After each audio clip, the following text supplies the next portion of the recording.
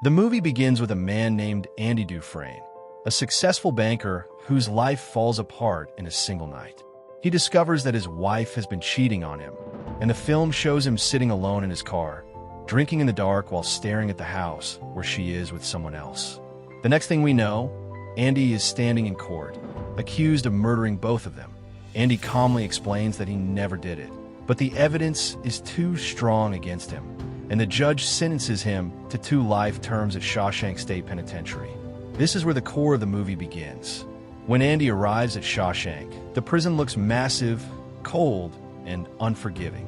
The older inmates watch the newcomers enter, including Red, a man who's known for being able to smuggle anything into the prison. Red notices Andy because he looks different from the others, quiet, polite, and completely out of place. That first night is rough on the new prisoners. Many break down, but Andy remains calm, not saying a word, which makes Red curious about him. Andy slowly learns how prison life works. He works in a laundry, keeps to himself, and doesn't complain. At one point, Andy approaches Red and asks him for a small rock hammer. Red is surprised, but Andy explains he likes to carve rocks as a hobby. The request seems harmless, so Red gets it for him. This small exchange becomes the beginning of a friendship that lasts decades. One day, Andy and a group of prisoners, including Red, get the job of tarring the roof. While working, Andy overhears a guard talking about losing money due to taxes. Andy takes a huge risk by stepping forward and offering financial advice. Instead of getting punished, the guard listens and ends up trusting Andy. As a reward, Andy doesn't ask for anything for himself. He simply asks for cold beers for the men working on the roof. This moment makes the inmates see Andy as someone different. As Red says, he made us feel like free men, even if it was just for a minute. During this time, the elderly librarian Brooks gets paroled. But he has been in prison for so long that the outside world feels impossible for him. He can't adjust, and the loneliness becomes too much to bear. His story affects Andy and Red deeply, making them realize just how powerful and damaging prison life can be. Life at Shawshank continues until a new inmate named Tommy arrives. Tommy is energetic, talkative, and quickly becomes friends with Andy and Red. Andy starts tutoring him so he can pass his GED. Things seem to be improving until Tommy reveals something shocking. He once knew a man who bragged about committing the murders Andy was accused of. This means Andy might truly be innocent. Andy brings this revelation to the warden, expecting help. Instead, the warden refuses to reopen the case because Andy has become too important to his corrupt money laundering system.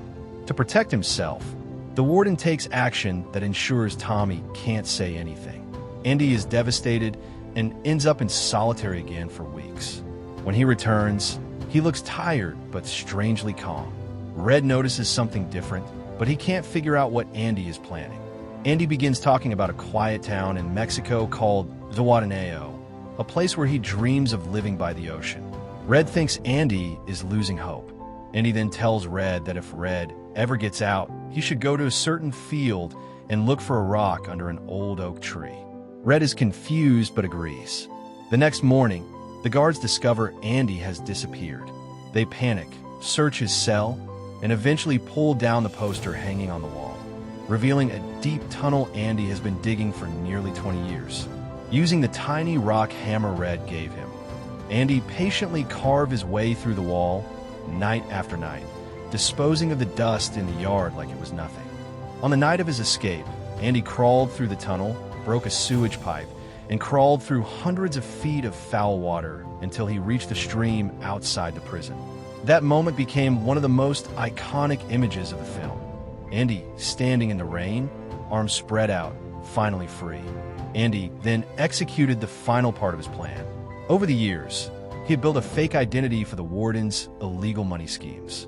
Now, he used that identity to walk into several banks and withdraw every last dollar. He mailed all the evidence of corruption to the newspapers, exposing the entire operation. By the time law enforcement reached the prison, the warden's crimes were fully revealed, and everything Andy had uncovered came crashing down. Meanwhile, Red eventually receives parole after decades in prison.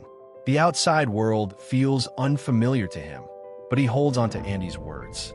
Red travels to the field Andy described, finds the tree, the stone, and inside the box is money and a letter inviting him to come to Mexico. Red finally breaks his own rule. He allows himself to hope. He travels across the border, following Andy's path. The movie ends with one of the most emotional reunions in film history. Red walking across the beach toward Andy, who is fixing an old boat, finally living the life he dreamed of. The two friends embrace freedom at last, far away from Shawshank. If you enjoyed this breakdown, hit like and subscribe for more movie explanations. Comment below your favorite moment. Thanks for watching, and see you in the next story.